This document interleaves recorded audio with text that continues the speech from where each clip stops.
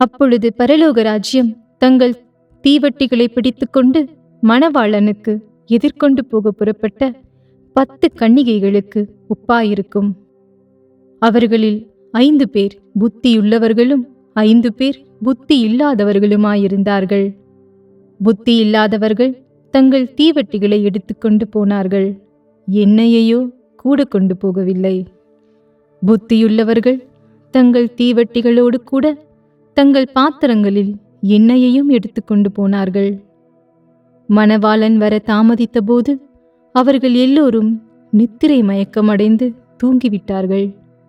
நடுராத்திரியிலே, இதோ மணவாளன் வருகிறார், அவருக்கு எதிர்கொண்டு போக புறப்படுங்கள் என்று சத்தம் உண்டாயிற்று.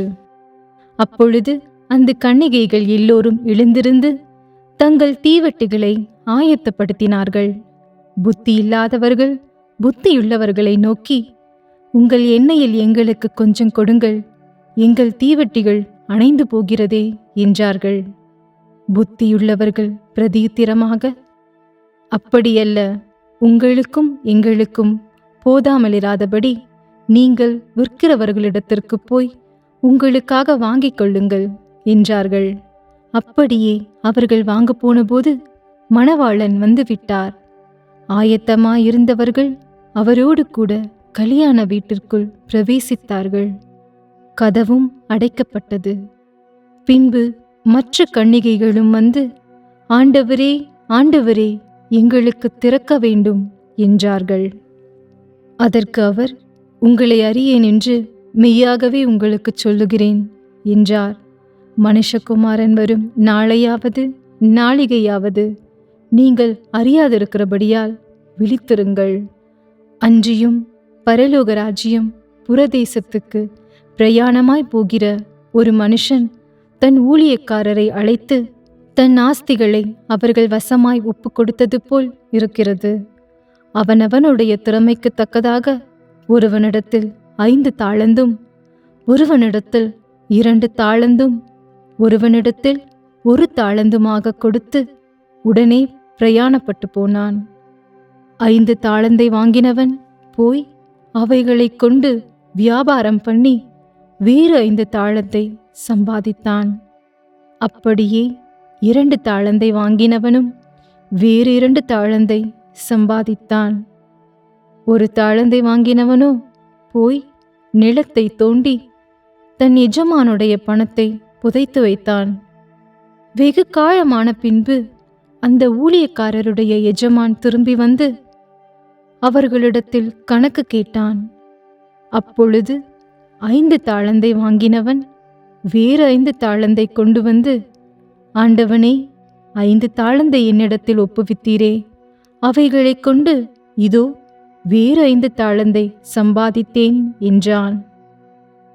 அவனுடைய எஜமான் அவனை நோக்கி, நல்லது, உத்தமமும் உண்மையுமுள்ள ஊழியக்காரனே, கொஞ்சத்திலே உண்மையாயிருந்தாய், அநேகத்தின் மேல் உன்னை அதிகாரியாக வைப்பேன், உன் எஜமானுடைய சந்தோஷத்திற்குள் பிரவேசி என்றான். 1 தாளந்தை வாங்கினவன் வந்து, ஆண்டவனே, நீர் விதைக்காத இடத்தில் அறுக்கிறவரும் தெளிக்காத இடத்தில் சேர்க்கிறவருமான கடினமுள்ள மனுஷன் என்று அறிவேன். ஆகையால் நான் பயந்து போய் உம்முடைய தாளந்தை நிலத்தில் புதைத்து வைத்தேன், இதோ உம்முடையதை வாங்கிக் கொள்ளும் என்றான். அவனுடைய எஜமான் பிரதியுத்திரமாக, பொல்லாதவனும் சோம்பலுமான ஊழியக்காரனே, நான் விதைக்காத இடத்தில் அறுக்கிறவன் என்றும் தெளிக்காத இடத்தில் சேர்க்கிறவன் என்றும் அறிந்திருந்தாயே. அப்படியானால் நீ என் பணத்தை காசுக்காரர் வசத்தில் போட்டு வைக்க வேண்டியதாயிருந்தது. அப்பொழுது நான் வந்து என்னுடையதை வட்டியோடே வாங்கிக் கொள்ளுவேனே என்று சொல்லி அவனிடத்திலிருந்த தாளந்தை எடுத்து 10 தாளந்துள்ளவனுக்கு கொடுங்கள். உள்ளவன் எவனோ அவனுக்கு கொடுக்கப்படும், பரிபூரணமும் அடைவான். இல்லாதவனிடத்திலிருந்து உள்ளதும் எடுத்துக்கொள்ளப்படும். புரோஜனமற்ற ஊழியக்காரனாகிய இவனை புறம்பான இருளிலே தள்ளி போடுங்கள், அங்கே அழுகையும் பற்கடிப்பும் உண்டாயிருக்கும் என்றான். அன்றியும் மனுஷகுமாரன் தமது மகிமை பொருந்தினவராய் சகல பரிசுத்த தூதரும் கூட வரும்போது தமது மகிமையுள்ள சிங்காசனத்தின் மேல் வீற்றிருப்பார். அப்பொழுது சகல ஜனங்களும் அவருக்கு முன்பாக சேர்க்கப்படுவார்கள். மேய்ப்பனானவன் செம்மறியாடுகளையும் வெள்ளாடுகளையும் வெவ்வேறாக பிரிக்கிறது போல அவர்களை அவர் பிரித்து, செம்மறியாடுகளை தமது வலது பக்கத்திலும் வெள்ளாடுகளை தமது இடது பக்கத்திலும் நிறுத்துவார். அப்பொழுது ராஜா தமது வலது பக்கத்தில் நிற்பவர்களை பார்த்து, வாருங்கள், என் பிதாவினால் ஆசிர்வதிக்கப்பட்டவர்களே, உலகம் உண்டானது முதல் உங்களுக்காக ஆயத்தம் பண்ணப்பட்டிருக்கிற ராஜ்யத்தை சுதந்திரித்துக் கொள்ளுங்கள். பசியாயிருந்தேன், எனக்கு போஜனம் கொடுத்தீர்கள். தாகமாயிருந்தேன், என் தாகத்தை தீர்த்தீர்கள். அந்நியனாயிருந்தேன், என்னை சேர்த்து கொண்டீர்கள். வஸ்திரமில்லாமலிருந்தேன், எனக்கு வஸ்திரம் கொடுத்தீர்கள். வியாதியாயிருந்தேன், என்னை விசாரிக்க வந்தீர்கள். காவலில் இருந்தேன், என்னை பார்க்க வந்தீர்கள் என்பார். அப்பொழுது நீதிமான்கள் அவருக்கு பிரதியுத்திரமாக, ஆண்டவரே, நாங்கள் எப்பொழுது உம்மை பசியுள்ளவராக கண்டு உமக்கு போஜனம் கொடுத்தோம்? எப்பொழுது உம்மை தாகமுள்ளவர்களாக கண்டு உம்முடைய தாகத்தை தீர்த்தோம்? எப்பொழுது உம்மை அந்நியராக கண்டு உம்மை சேர்த்து கொண்டோம்? எப்பொழுது உம்மை வஸ்திரமில்லாதவராக கண்டு உமக்கு வஸ்திரம் கொடுத்தோம்? எப்பொழுது உம்மை வியாதியுள்ளவராகவும் காவலில் இருக்கிறவராகவும் கண்டு உம்மிடத்தில் வந்தோம் என்பார்கள்.